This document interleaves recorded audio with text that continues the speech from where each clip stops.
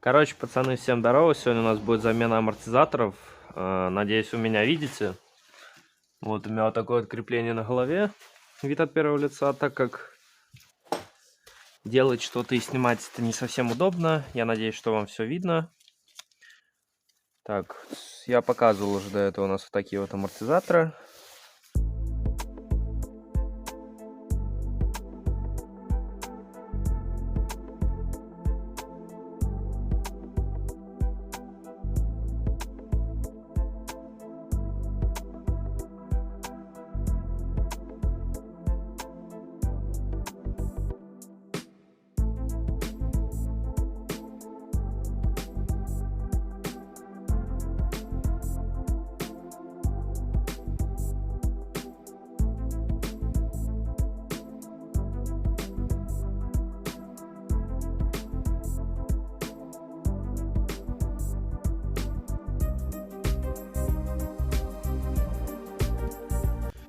Сейчас мы будем открывать колесо, ставить на домкрат.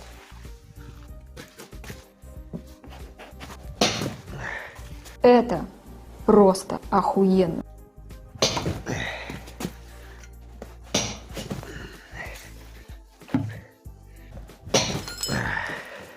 Ну нахер. Отец! Будем устанавливать домкрат.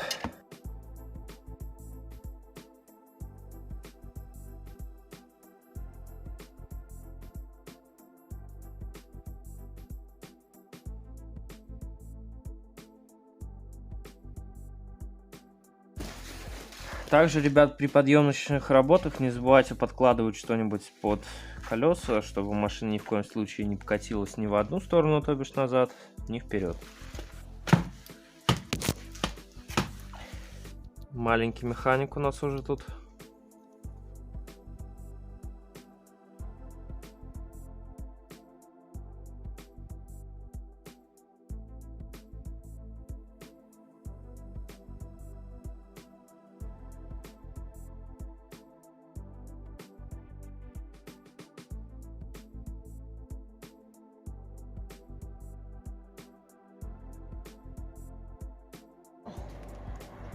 Классные руки, класс.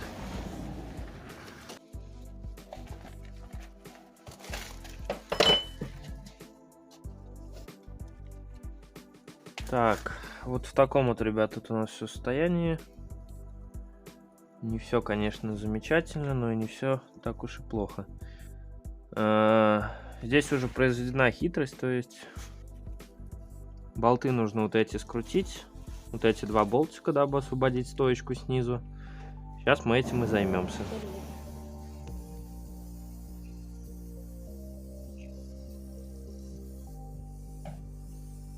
Короче, ребят, теперь просто берем ключ. Я не знаю, у всех разные. У меня, видно, уже были менены болты, поэтому здесь другие размеры ключа.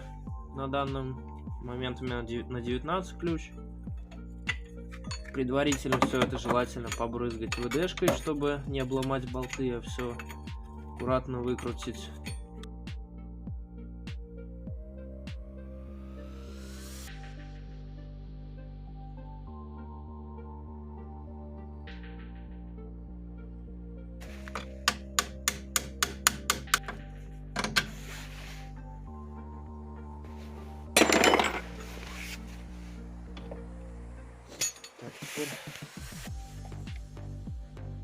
Пока что оставим здесь один болт вставленным.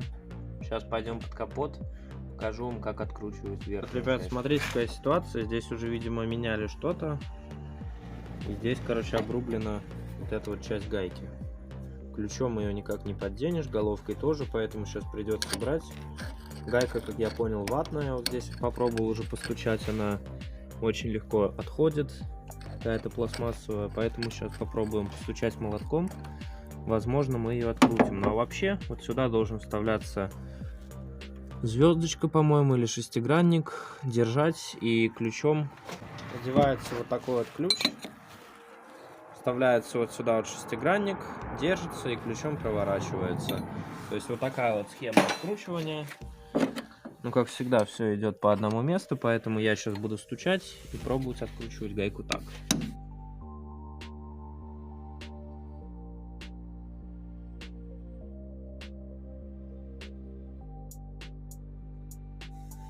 Короче, до такого состояния пацаны пришлось разрубить эту гайку, чтобы она началась наконец-то немного крутиться. То есть в ужасном состоянии она находится сейчас. Ставить мы ее обратно уже, конечно, не будем, потому что у нас есть новые. И сейчас мы будем до конца ее с вами откручивать.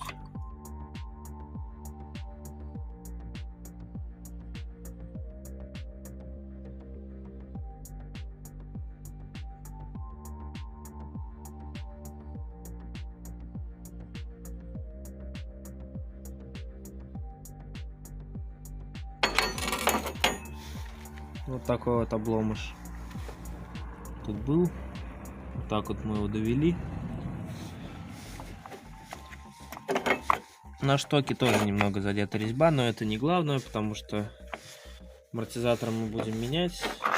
Шток там, соответственно, другой.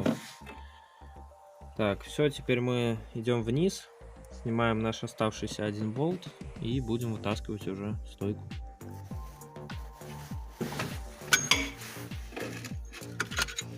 Так, вот сняли мы наш болт второй. Теперь просто отходит стойка.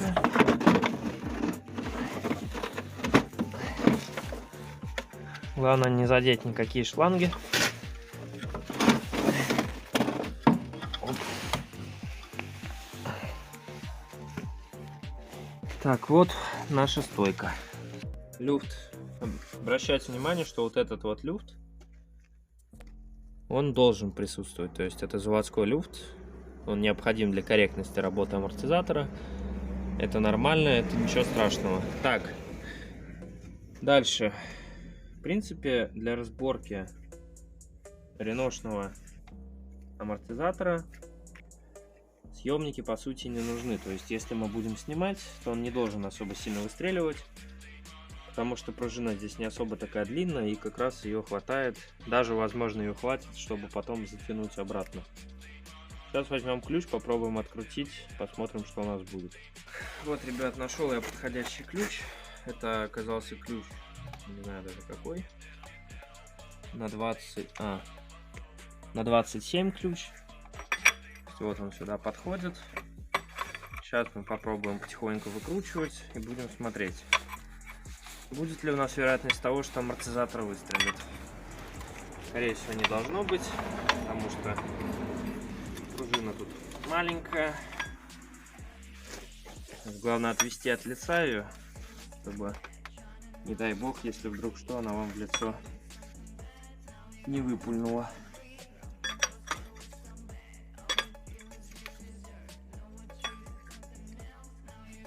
Можно еще рукой придерживать.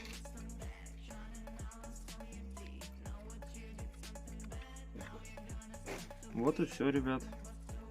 Скрутили вот такую вот своеобразную гаечку. Снимаем опору. Опора, видно, уже начала работать, то есть видны стертые места, но она еще в отличном состоянии, я бы сказал. Нету никаких обрывов, надрывов или слизываний. Так, важно запомнить, что подшипник, который мы снимаем, вот он здесь как раз еще даже смазанный. Подшипник, который мы снимаем, должен потом ставиться в таком же положении, как он и стоял. То есть с этой вот катающейся поверхностью вниз. То есть вот так вот мы его берем и сюда ложим. Так, крышка. Крышку у нас можно почистить, посмотреть наличие всяких трещин, сколов. Если есть сколы, трещина, то желательно ее заменить. Это я позже посмотрю. Ну и почистить ее по желанию. Пружина. Пружина, и сразу у нас гофра спала. Гофра, видно, порванная, но у меня их на замену нету. Менять я ее, скорее всего, не буду. Как-нибудь старенькую, возможно, на какой-то хомут посажу, не знаю. Гофра еще нормально. Отбойник тоже более-менее нормальный. Нормальный, все четко. Все работает, никаких еще прорывов нигде нет, поэтому поставить можно. Значит, амортизаторы гожие, значит, их еще можно будет поставить, поэтому я их пока что выбрасывать не буду. просто отставлю в сторонку. Так, сейчас мы с вами достанем новый амортизатор. И советую перед установкой. Во-первых, это нужно вот сюда штекер под тормозные шланги открутить оттуда и сюда прикрутить. И также рекомендую всем разработать их, то есть полностью поднять шток. Сейчас я вам покажу, как это делается.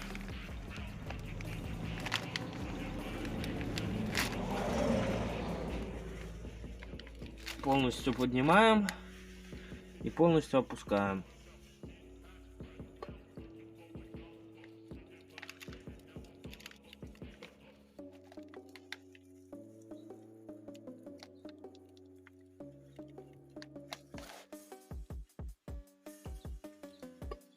Вот такую процедуру я сейчас проделаю раз 5, желательно, чтобы разработать стойку.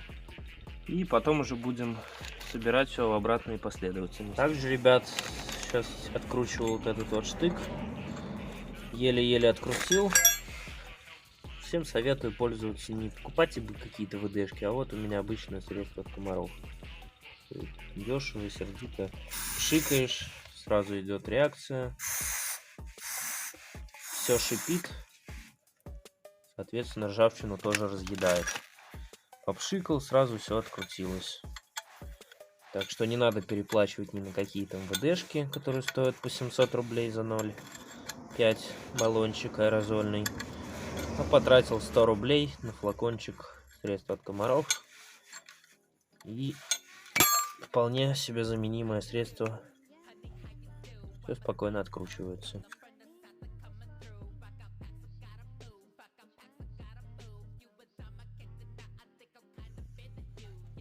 Так, все, прикрутили нас рычаг. Теперь погнали собирать верхнюю часть. Так, вот у нас стоит тут новая гайка. Ее мы снимаем. Она нам пригодится потом. Первоначально одеваем. Так, сейчас я, короче, очищу пружину нашу, чтобы она не совсем в песке в таком была. Тоже от лишнего песка избавляемся.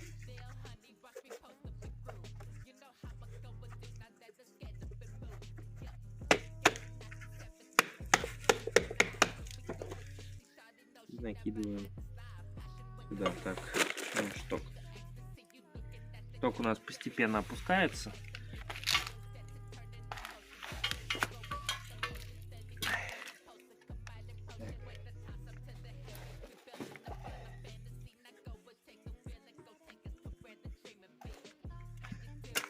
Вот, гофру мы положили.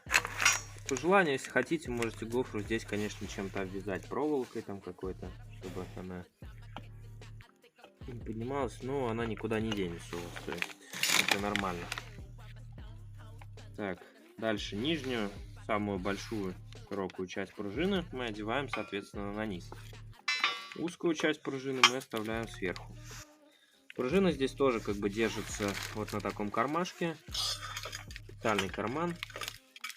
Вот она в него упирается и ложится сюда.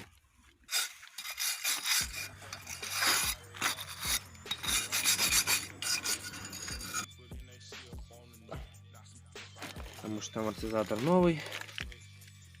Шток постоянно хочет от нас уйти.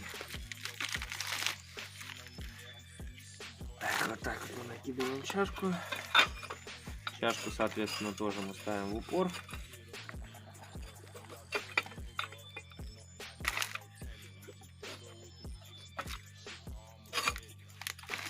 Вот.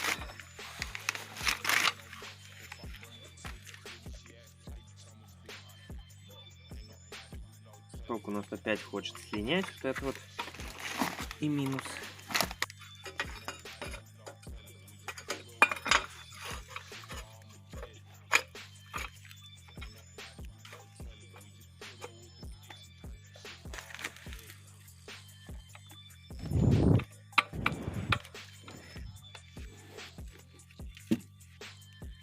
Так, здесь тоже поверхность прилегания, чтобы была чистая.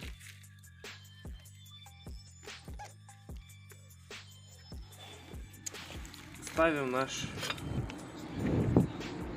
подушку опорную вот так вот. И нашу гайку сверху.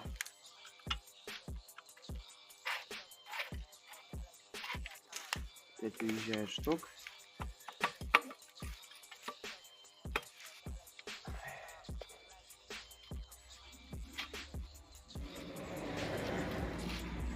Ну да, как я и говорил, короче, ребят, то есть хватает сжатия пружины даже до такой степени, что можно спокойно наживить. То есть не обязательно иметь съемники.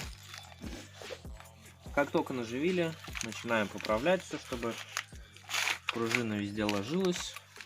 И здесь тоже она вставала в свой стопор. Сама она, конечно, если что, потом подправится. И теперь просто начинаем постепенно затягивать нашу гайку.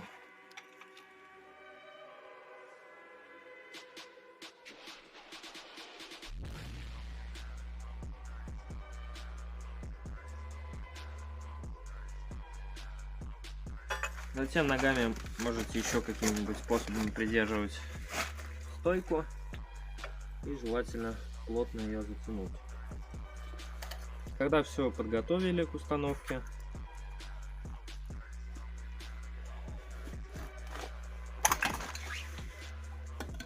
можно заносить наш амортизатор обратно. С установкой, короче, рекомендую проверить вот эту вот чашу. С ней обычно, конечно, ничего не происходит, но вдруг тоже какие-то вмятины, сколы, трещины. Здесь она еще в более хорошем состоянии, не изношенная. Вот здесь тоже можете проверить. Не должно быть никаких рваностей, трещин, сколов. Ничего не должно быть. Все должно быть гладко, чисто, четко. Вот.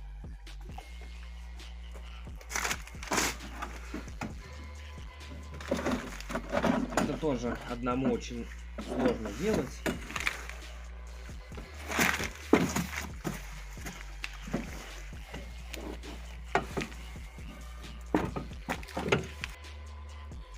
Так, все, здесь я тоже все в отверстие установил, болты вставил. Соответственно, протягиваем оба болта, две гайки. И низ можем уже полностью затягивать все. Здесь нам больше ничего не понадобится.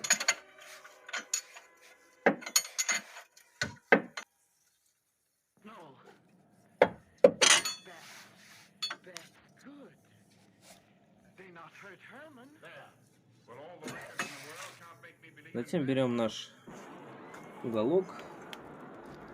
Тоже сразу можем ставить тормозные трубки, чтобы не забыть потом про них, нигде их не прищемить.